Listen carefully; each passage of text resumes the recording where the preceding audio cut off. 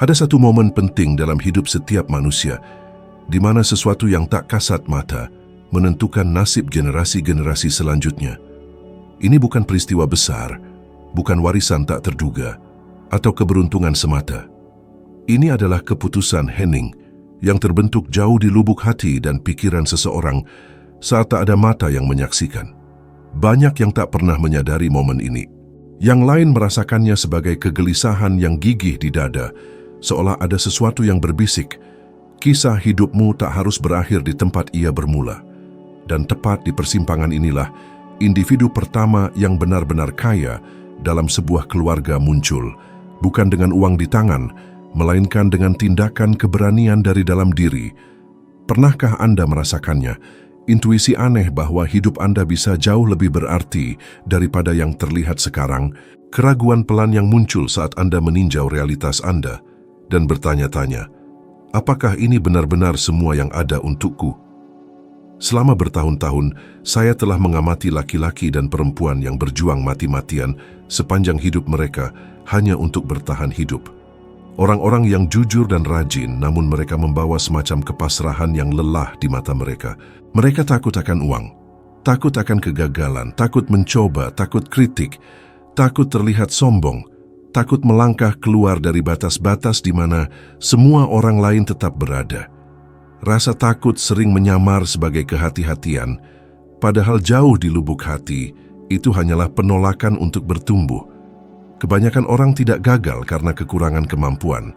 Mereka gagal karena tak pernah benar-benar berani percaya bahwa mereka bisa berhasil. Kekayaan sejati pertama yang perlu diperoleh seseorang bukanlah di dalam saku mereka.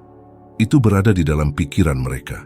Karena tak seorang pun benar-benar mencapai apa yang jauh di lubuk hati mereka yakini tidak layak mereka dapatkan. Individu pertama yang benar-benar kaya dalam sebuah keluarga pasti akan mematahkan pola tak terlihat. Mereka menghancurkan pengulangan hening yang diwariskan dari ayah ke anak, dari kakek ke cucu, dari satu generasi ke generasi berikutnya. Pola kelangkaan tidak hanya tentang kemiskinan. Mereka terwujud dalam frasa umum seperti, itu bukan untuk orang seperti kita. Uang mengubah orang. Lebih baik tidak menarik perhatian. Sekali miskin, akan selalu miskin. Frasa-frasa ini mungkin tampak tidak berbahaya, tetapi itu adalah rantai tak terlihat. Mereka membentuk keputusan, pilihan, ambisi, dan bahkan impian. Mereka yang tumbuh dewasa mendengarnya belajar untuk tidak bercita-cita tinggi, berharap untuk tidak terlalu menderita. Namun, tidak bercita-cita tinggi juga merupakan cara lambat untuk mati di dalam. Menjadi individu pertama yang kaya dalam keluargamu bukan tentang menumpuk angka. Ini tentang merangkul identitas baru. Ini tentang melepaskan pola pikir sebagai korban takdir dan mulai berpikir sebagai penulis kisah hidup Anda sendiri. Dan ini hampir selalu dimulai dalam keheningan, ketika tak seorang pun percaya, ketika tak seorang pun bertepuk tangan, ketika tak seorang pun melihat hasil yang nyata. Pada titik inilah banyak orang menyerah karena mereka menuntut bukti sebelum melakukan perubahan internal. Tetapi hidup hanya memberikan bukti setelah perubahan itu berakar dalam pikiran. Pertama, Anda percaya, lalu dunia mengonfirmasi. Inilah tatanan tak terlihat yang mengatur semua lompatan besar dalam eksistensi. Di awal perjalanan saya sendiri, saya kekurangan sumber daya, kontak berpengaruh, dan segala bentuk prestis. Yang saya miliki hanyalah kegelisahan tak henti yang menggerogoti saya dari dalam. Saya hidup dikelilingi oleh keterbatasan, oleh harapan yang minim, oleh masa depan yang sudah ditentukan oleh orang lain. Yang paling menyakitkan bagi saya bukanlah kemiskinan materi, melainkan kemiskinan sudut pandang. Ada hari-hari saya berjalan sendirian, dibebani oleh beban yang lebih berat dari diri saya. Beban yang terdiri dari ketakutan, keraguan, dan pertanyaan yang tidak akan meninggalkan saya dalam damai. Apakah hidup saya sudah diputuskan sebelum saya mencoba mengubahnya? Ada malam-malam ketika keputusasaan mencengkeram begitu erat sehingga rasanya mustahil untuk melanjutkan. Tetapi sesuatu di dalam diri saya menolak untuk menerima itu sebagai takdir definitif saya. Saya belum tahu bagaimana atau kapan atau melalui jalan apa, tetapi saya tahu saya harus membebaskan diri dari skenario yang dipaksakan itu. dan keputusan internal itu mengubah segalanya. Itu tidak berubah dalam semalam. Itu tidak membawa uang segera atau pengakuan cepat. Pertama, itu membawa konflik. Karena ketika Anda berubah secara internal, Anda pasti mengganggu mereka yang masih terperangkap dalam pola yang sama. Anda menjadi orang luar di lingkungan Anda sendiri. Anda mulai menghadapi kritik terselubung, tatapan curiga, dan ironi yang menyamar sebagai nasihat. Pernahkah Anda mengalaminya? Merasa bahwa ketika Anda mulai bermimpi lebih besar, beberapa orang mulai menjauhkan diri atau meragukan Anda. Ini bukan tanda kesalahan, ini adalah tanda keretakan. Individu pertama yang kaya dalam keluarganya hampir selalu membayar dengan kesendirian di awal. Tetapi kesendirian ini bukanlah pengabaian, itu adalah persiapan. Karena sebelum Anda dapat mempertahankan kemakmuran eksternal, Anda harus terlebih dahulu memupuk kekuatan batin. Pikiran perlu menyesuaikan diri dengan gagasan pertumbuhan sebelum tubuh dapat mengikutinya. Ada kebenaran yang keras, namun membebaskan. Tak ada yang bisa melampaui citra diri yang mereka pegang. Anda bisa bekerja keras, menabung, belajar, dan mencoba, tetapi jika secara internal Anda masih menganggap diri Anda kecil, hidup akan menemukan cara untuk mengembalikan Anda ke tempat yang sama. Dunia menghargai identitas yang benar-benar Anda wujudkan, bukan yang Anda pura-pura miliki, melainkan yang benar-benar Anda yakini sebagai diri Anda. Individu pertama yang kaya dalam sebuah keluarga adalah seseorang yang memutuskan secara rahasia bahwa mereka akan hidup melampaui statistik sejarah mereka sendiri. Mereka tidak menyangkal asal-usul mereka menghormatinya, tetapi mereka juga menolak untuk dibatasi olehnya. Mereka memahami bahwa uang bukan hanya sarana konsumsi, itu adalah alat untuk perluasan hidup. Dengan itu, seseorang dapat membebaskan waktu, memperluas pilihan, membantu orang lain, dan menciptakan peluang. Namun untuk mencapai ini, seseorang harus membongkar ketakutan yang diajarkan sebagai kebajikan.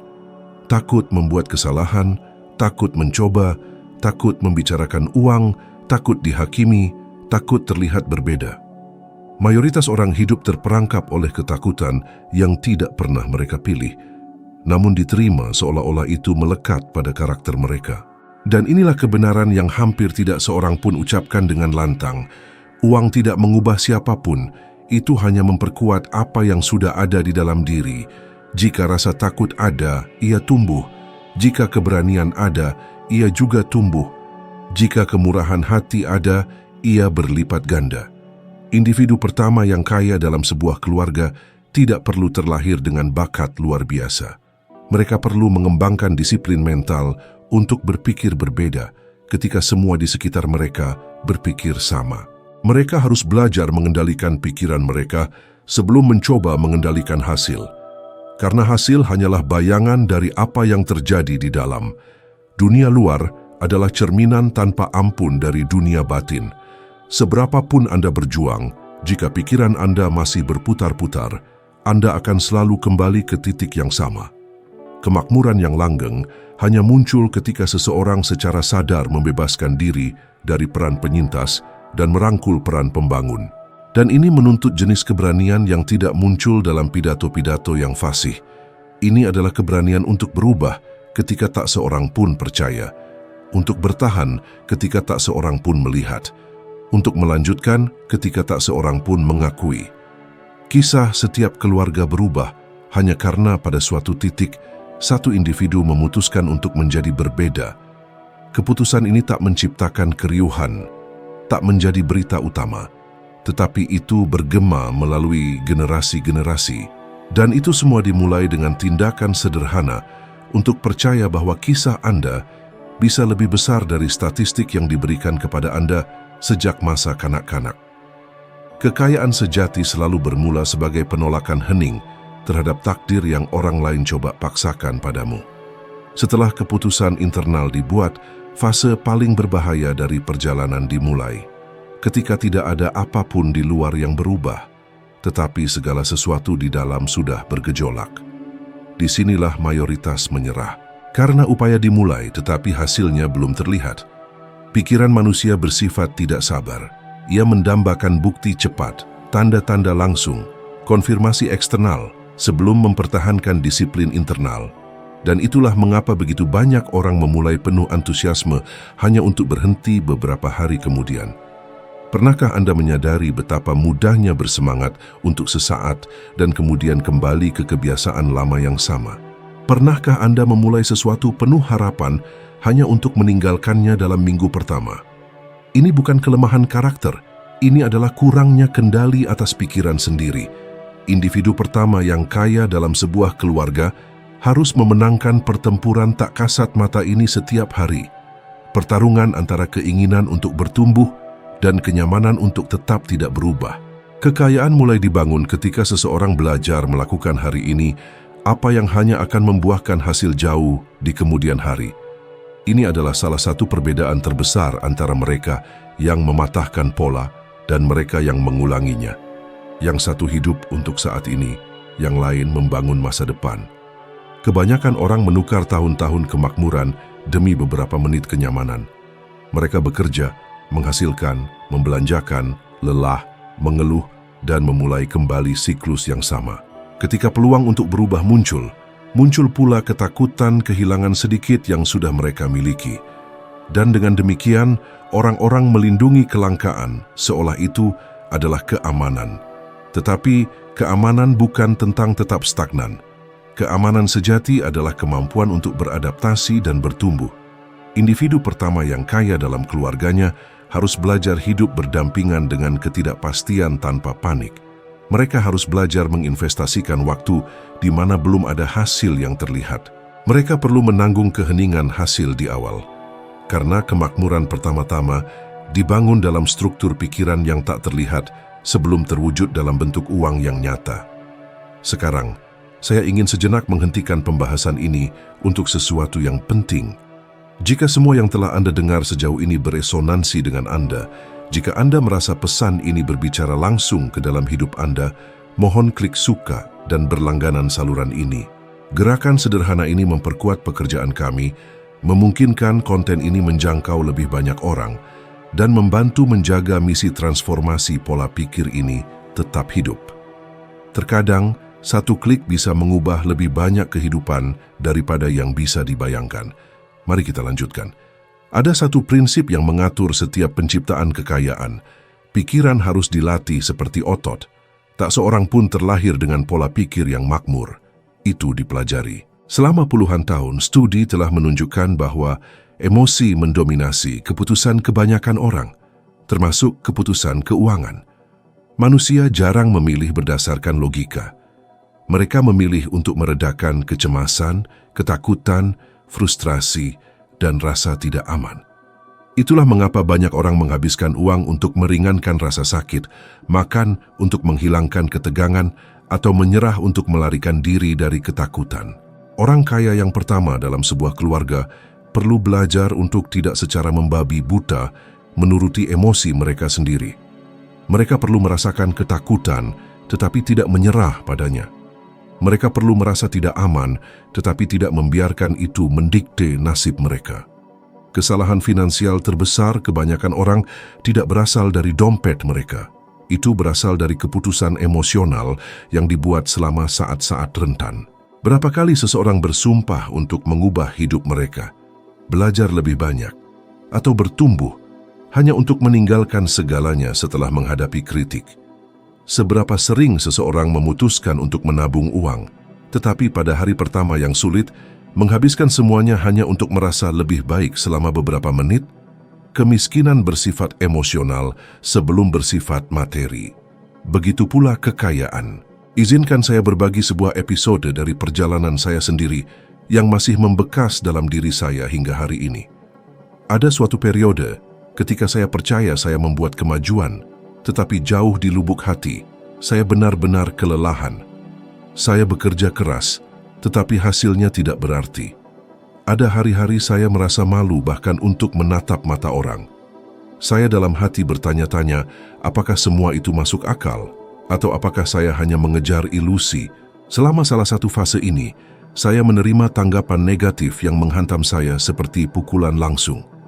Penolakan itu berarti penundaan, penghinaan, keraguan, dan yang terpenting, perasaan mengerikan karena telah mengecewakan diri sendiri. Selama beberapa hari, saya hampir menyerah sepenuhnya. Saya merasa kecil, lelah, dan patah semangat. Tapi ada suatu malam tertentu ketika sesuatu bergeser di dalam diri saya.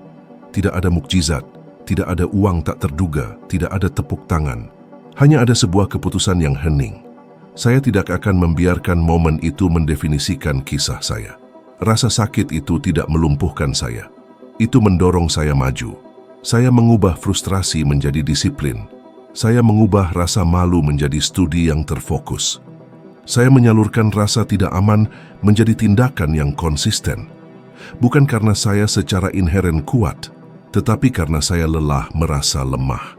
Dan selama periode itulah benih-benih ditanam yang kemudian akan mengubah hidup saya sepenuhnya. Pada waktu itu, tidak ada yang melihatnya, tidak ada yang percaya, tetapi perubahan sudah berjalan. Dan perubahan itu dimulai dari dalam. Orang kaya yang pertama dalam sebuah keluarga melalui proses yang sama ini. Mereka merasakan ketakutan seperti orang lain. Mereka ragu seperti orang lain, tetapi mereka tetap melakukannya. Mereka terus berjalan, bahkan tanpa jaminan. Mereka belajar ketika orang lain beristirahat. Mereka menabung ketika orang lain menghabiskan. Mereka bertahan ketika orang lain mencemooh mereka. Bukan karena mereka lebih unggul, tetapi karena mereka telah memutuskan untuk tidak mengkhianati visi mereka sendiri. Dan inilah sebuah kebenaran yang perlu dinyatakan dengan jelas. Lingkungan tempat Anda tinggal mungkin memengaruhi awal Anda, tetapi tidak memiliki kekuatan untuk menentukan akhir Anda. Ada orang-orang yang lahir di rumah tanpa buku dan kemudian membangun perpustakaan.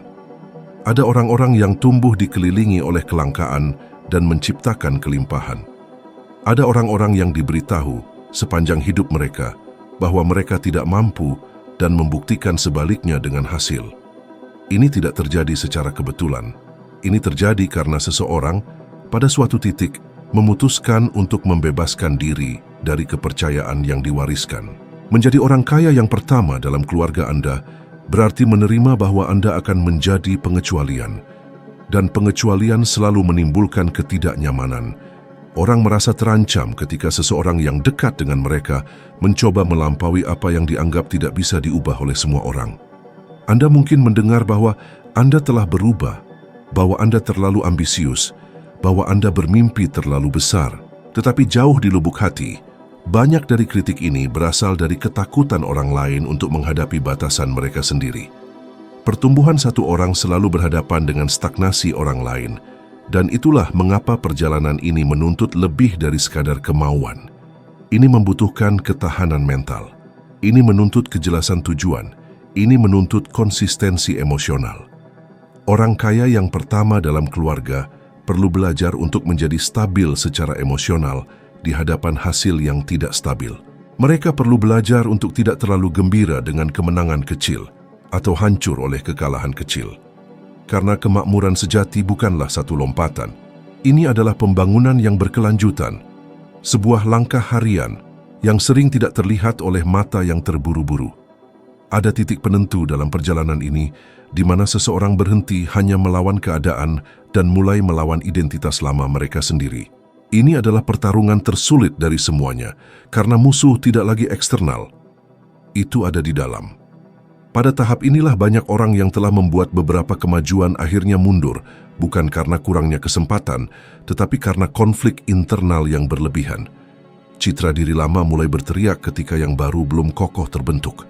Orang tersebut mulai mendapatkan sejumlah uang, mengubah kebiasaan berpikir berbeda, tetapi di dalam sebuah suara hening muncul, berkata, "Ini bukan untukmu. Kamu sudah terlalu jauh. Kamu akan kehilangan segalanya. Kamu tidak pantas di sini."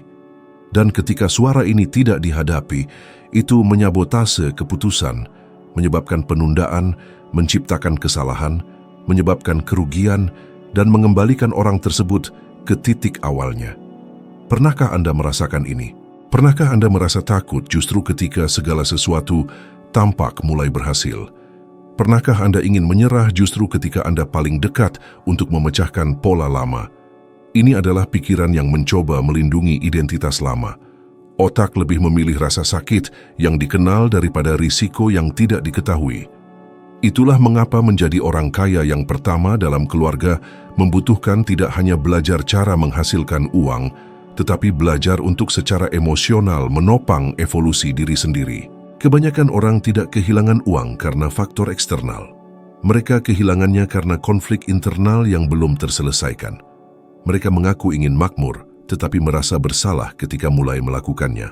Mereka mengatakan ingin bertumbuh, tetapi mereka merasa seperti mengkhianati akar mereka ketika mereka mulai bertumbuh. Konflik tak terlihat ini menciptakan hambatan tak terlihat. Selama puluhan tahun, para ahli perilaku manusia telah mengetahui bahwa sebagian besar tindakan kita tidak muncul dari akal, melainkan dari pengulangan. Manusia didorong oleh kebiasaan jauh lebih daripada oleh kecerdasan.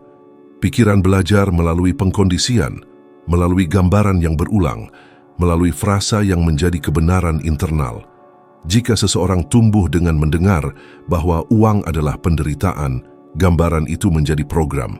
Jika mereka tumbuh dengan mendengar bahwa orang kaya itu jahat, pikiran menciptakan resistensi otomatis terhadap kemakmuran. Dan kemudian orang yang sama ini bertanya-tanya mengapa mereka tidak bisa maju. Mereka tidak menyadari bahwa mereka melawan sesuatu yang tertanam dalam diri mereka sejak usia dini. Orang kaya yang pertama dalam keluarga harus, tak terhindarkan, memprogram ulang pengkondisian ini. Dan ini tidak terjadi hanya dengan membaca atau mendengarkan sesuatu yang menginspirasi. Ini terjadi melalui pengulangan sadar akan pikiran baru, keputusan baru, dan kebiasaan baru. Bahkan ketika segala sesuatu di dalam diri Anda berteriak untuk kembali. Kemakmuran menuntut seseorang secara mental meninggalkan masa lalu sebelum masa lalu secara fisik meninggalkan mereka. Saya ingin berbagi episode lain dari perjalanan saya sekarang yang dialami pada waktu yang sama sekali berbeda dari yang saya sebutkan sebelumnya. Ada suatu waktu ketika saya menghadapi keputusan yang bisa sepenuhnya mengubah masa depan saya. Segala sesuatu di dalam diri saya ingin bergerak maju, tetapi ada juga ketakutan mendalam akan kehilangan sedikit yang sudah saya capai. Seolah-olah dua kekuatan yang berlawanan bertarung di dalam diri saya setiap hari. Selama beberapa minggu, saya menunda keputusan itu. Saya menganalisis, saya merenung, saya merasionalisasi, tetapi jauh di lubuk hati, saya hanya takut. Suatu malam duduk dalam keheningan, saya menyadari sesuatu yang menghantam saya seperti kejutan. Jika saya mundur pada saat itu, saya mungkin mempertahankan rasa aman sesaat, tetapi saya akan membawa beban penyesalan selama puluhan tahun. Kesadaran itu menyebabkan sesuatu yang masih saya ingat hingga hari ini dengan getaran di tubuh saya. Itu bukan kesedihan, itu adalah ketakutan yang bercampur dengan kejelasan. Ketakutan yang tidak melumpuhkan saya, itu mendorong saya. Saya bergerak maju. Hasilnya tidak langsung. Ada ketegangan, ketidakstabilan, malam-malam tanpa tidur, keraguan sekali lagi. Tetapi keputusan itu secara definitif mematahkan sesuatu di dalam diri saya. Untuk pertama kalinya, saya merasa tidak lagi hidup untuk menghindari rasa sakit, tetapi untuk membangun takdir. Pilihan itu adalah titik balik yang senyap, dan itu tidak dibuat dengan euforia, tetapi dengan bobot seseorang yang memahami bahwa tidak bergerak maju juga merupakan bentuk kerugian. Orang kaya yang pertama dalam keluarga melalui persimpangan jalan jenis yang sama ini. Pada suatu titik, mereka perlu memilih antara ketenangan stagnasi dan ketidaknyamanan pertumbuhan. Mereka menyadari bahwa tetap sama lebih sedikit menyakitkan sekarang, tetapi lebih banyak menghancurkan di masa depan. Dan bergerak maju lebih menyakitkan sekarang, tetapi membebaskan nanti. Kebanyakan memilih kelegaan instan, sedikit yang memilih kebebasan abadi. Disinilah sebuah kebenaran yang tidak nyaman muncul. Kemakmuran tidak sejalan dengan kepengecutan emosional. Ini bukan tentang kesombongan, ini tentang tanggung jawab atas hidup seseorang. Siapapun yang ingin mengubah takdir finansial generasi membutuhkan keberanian untuk menanggung ketidaknyamanan psikologis yang dituntut oleh perubahan ini.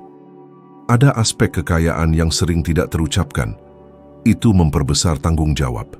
Orang kaya yang pertama dalam keluarga sering merasakan beban menjadi penghubung transisi antara dua kenyataan.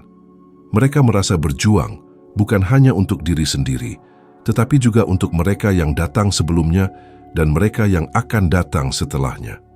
Ini menciptakan tekanan, ini menimbulkan keraguan, ini menyebabkan kesepian, dan itulah mengapa banyak yang mundur ketika mereka mulai menyadari bahwa mereka, pada kenyataannya, sedang membedakan diri mereka sendiri. Mereka tidak ingin menanggung beban itu, tapi seseorang harus. Setiap keluarga yang mengenal kemakmuran hari ini melewati individu pertama yang membayar harga emosional untuk menjadi pengecualian. Saya sekarang hanya akan menyebutkan satu nama, dan Anda tidak akan mendengarnya lagi dalam konten ini. Seorang pria yang menjalani persis terobosan internal dan eksternal ini, Henry Ford. Sebelum membangun apa yang dia bangun, dia menghadapi kebangkrutan, cemoohan, dan ketidakpercayaan. Untuk waktu yang lama, dia dipandang sebagai seseorang yang terlalu keras kepala, terlalu banyak bermimpi, terlalu ceroboh. Tetapi dia mempertahankan visinya ketika segala sesuatu tampak berkonspirasi melawannya. Seandainya dia menyerah karena takut pada pandangan orang lain atau terikat pada rasa aman sesaat, sejarah pasti akan berbeda. Dia tidak dilahirkan dengan takdir kebesaran. Dia membangun dirinya sendiri untuk mencapainya. Inilah cetak biru bagi siapa saja yang ingin melampaui batasan turun-temurun. Dan sekarang, untuk pertama dan satu-satunya kali dalam materi ini, saya akan memberi Anda sebuah tantangan sederhana, namun berdaya ubah luar biasa. Selama 7 hari ke depan, setiap hari saat bangun tidur, tulislah dengan tangan di selembar kertas satu kalimat ini. Saya adalah orang yang mengakhiri siklus kekurangan dalam keluarga saya. Bacalah kalimat ini dengan suara keras perlahan, memandang afirmasi ini seolah-olah sudah menjadi kenyataan. Tidak masalah jika saat ini terasa aneh, berlebihan, atau jauh dari kenyataan.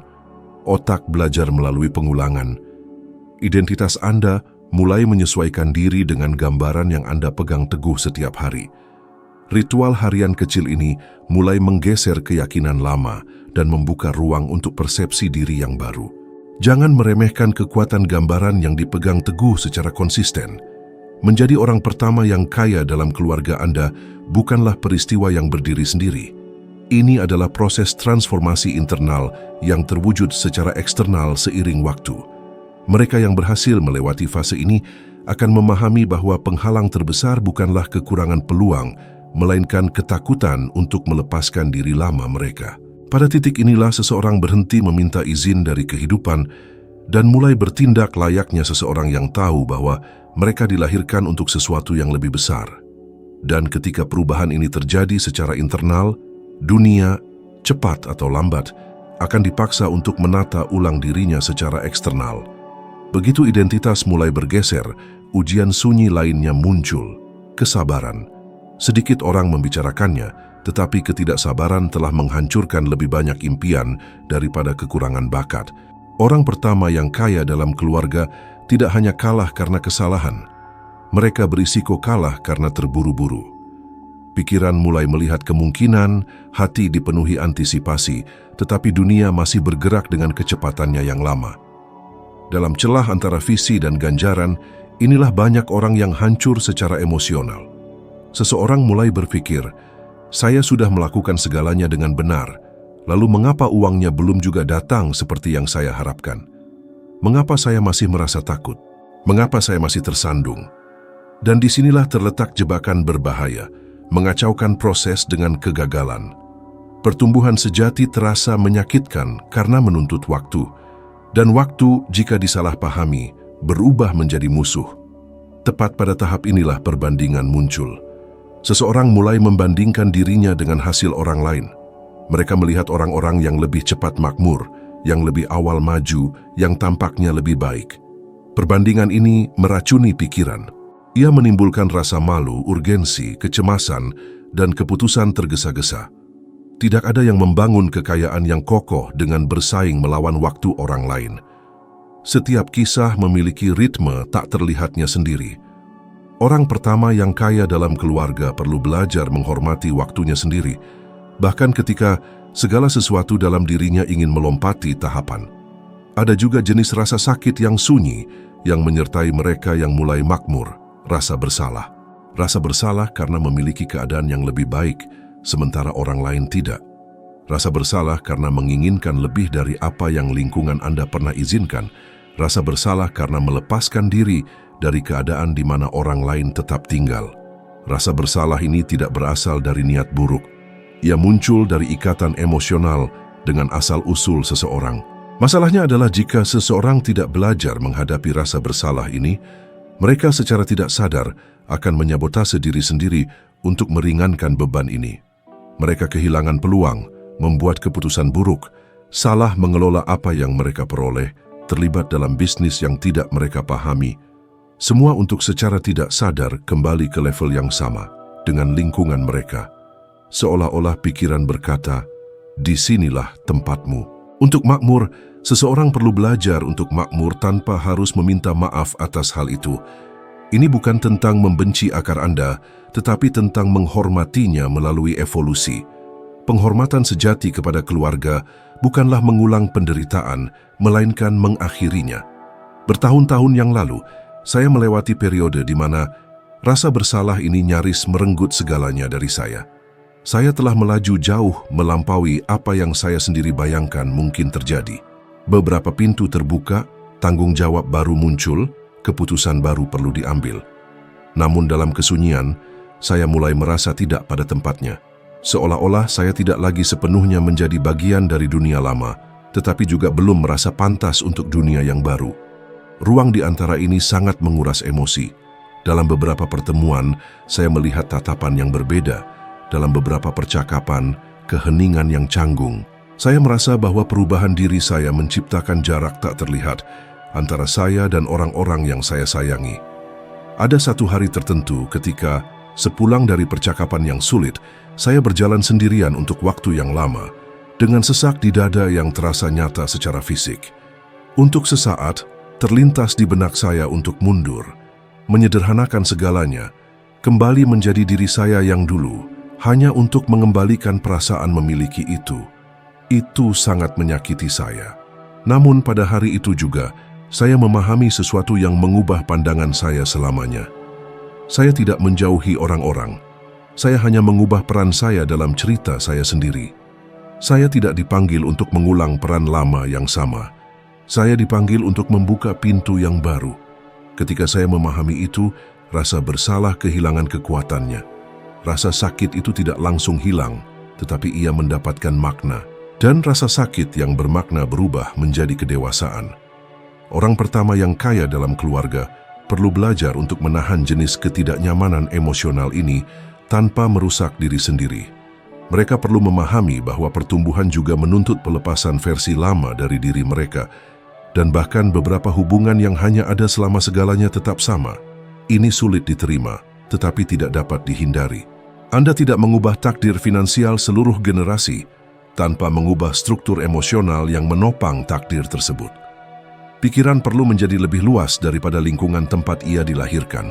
Telah diketahui selama puluhan tahun bahwa orang membuat keputusan finansial yang jauh lebih didorong oleh ketakutan dan keinginan sesaat daripada oleh logika. Ini menjelaskan mengapa begitu banyak orang menghabiskan uang saat mereka sedih, berinvestasi dengan buruk saat mereka euforia, dan membeku saat mereka takut. Orang pertama yang kaya dalam keluarga perlu belajar untuk tidak membuat keputusan di tengah badai emosi. Mereka belajar membiarkan pikiran mereka tenang sebelum bertindak. Mereka belajar mengatakan tidak pada diri sendiri. Mereka belajar bahwa setiap pengorbanan jangka pendek memperkuat kebebasan jangka panjang. Kedewasaan ini tidak bawaan. Itu dibangun dengan setiap kesalahan yang diamati, setiap dorongan yang ditahan, setiap pilihan yang disadari. Tiba saatnya seseorang menyadari bahwa mereka tidak lagi hanya mencoba untuk bertahan hidup dengan lebih baik, tetapi mencoba membangun sesuatu yang belum pernah ada sebelumnya dalam sejarah keluarga mereka sendiri. Momen ini sekaligus berat dan agung. Berat karena membawa tanggung jawab. Agung karena membawa tujuan. Dan tujuan adalah bahan bakar terkuat yang ada untuk disiplin. Ketika seseorang tahu mengapa mereka melakukan sesuatu, mereka dapat menanggung hampir setiap bagaimana. Orang pertama yang kaya dalam keluarga tidak hanya didorong oleh uang. Mereka didorong oleh makna menjadi transisi antara kelangkaan dan kemungkinan, mereka didorong oleh keinginan untuk mengubah narasi bagi mereka yang akan datang setelah mereka. Mereka didorong oleh visi yang belum semua orang bisa melihatnya. Ada titik di mana pikiran mulai stabil pada frekuensi baru ini. Rasa bersalah berkurang, ketakutan mereda, perbandingan kehilangan kekuatannya.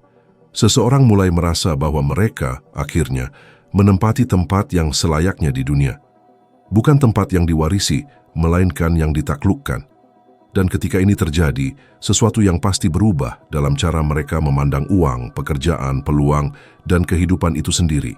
Ini adalah jenis perjuangan yang sama sekali berbeda. Di sini, musuhnya bukan lagi kelangkaan eksternal, melainkan kelalaian internal. Orang pertama yang kaya dalam keluarga perlu belajar melindungi apa yang mereka capai dengan intensitas yang sama, seperti saat mereka berjuang untuk mencapainya. Mereka memahami bahwa uang bukan hanya sesuatu yang harus diperoleh. Itu adalah sesuatu yang harus dikelola, dilestarikan, dan dilipat gandakan secara sadar. Mereka belajar bahwa tidak cukup untuk menang sekali. Seseorang harus menang setiap hari melawan dorongan diri sendiri, melawan kepuasan diri, melawan gagasan menyesatkan bahwa cukup sudah yang telah dilakukan. Pikiran yang membangun adalah pikiran yang sama yang perlu mempertahankan. Dan mempertahankan membutuhkan ketekunan, kerendahan hati, dan kewaspadaan internal. Ada juga ujian mendalam pada tahap ini, ujian makna. Pada suatu titik, seseorang melihat apa yang telah mereka capai dan dalam hati bertanya, hanya ini saja. Jika uang tidak terikat pada tujuan yang lebih besar, ia akan cepat kehilangan kekuatan motivasinya. Orang pertama yang kaya dalam keluarga menemukan bahwa kekayaan hanya menjadi benar-benar kuat ketika ia melayani sesuatu di luar ego mereka sendiri. Ketika ia mulai membebaskan waktu, menyembuhkan ketakutan, menciptakan martabat, melahirkan pilihan, melindungi mereka yang datang sebelumnya, dan membuka jalan bagi mereka yang akan datang setelahnya. Pada titik inilah kemakmuran berhenti menjadi sekadar finansial dan berubah menjadi eksistensial. Orang-orang tidak lagi bekerja hanya untuk memiliki lebih, melainkan untuk menjadi lebih, serta memungkinkan orang lain untuk menjadi lebih juga. Saya akan menutup dengan renungan terakhir dari perjalanan saya sendiri, yang saya alami pada tahap ketika banyak hal di luar diri sudah berubah. Saya dihadapkan pada sebuah hasil yang bertahun-tahun sebelumnya akan terasa mustahil. Namun, anehnya, pada saat itu saya tidak merasakan euforia. Saya merasakan sesuatu yang jauh lebih dalam, tanggung jawab.